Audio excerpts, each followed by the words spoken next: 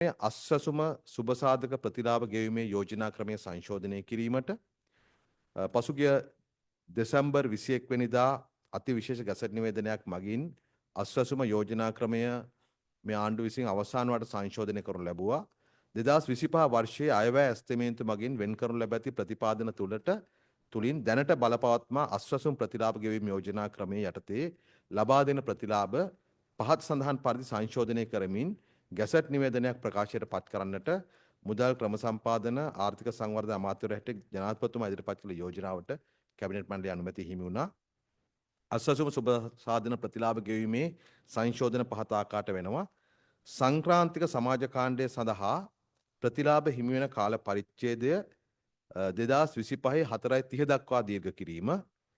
ආබාධ සහිත තැනැත්තන් සඳහා පිරිනමනු ලබන මාසික ආධාර මුදල සහ වකුගඩු ආධාර ලබන තැනැත්තන් සඳහා පිරිනමන මාසික ආධාර මුදල රුපියල් 7500 සිට රුපියල් 10000 දක්වා වැඩි කිරීම.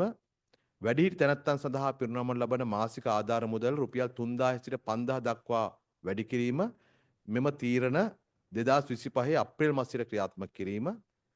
ආධාර ලබන ආබාධ සහිත තැනැත්තන් සඳහා දීමනාව, වග්ග රෝගී තැනැත්තන් සඳහා වන දීමනාව, වැඩිහිටි තැනැත්තන් සඳහා වන දීමනාව ඉහත යෝජනාවලට යටත්ව ගෙවීම් කාල සීමාව 2025 දෙසැම්බර් 31 දක්වා දීර්ඝ කිරීම.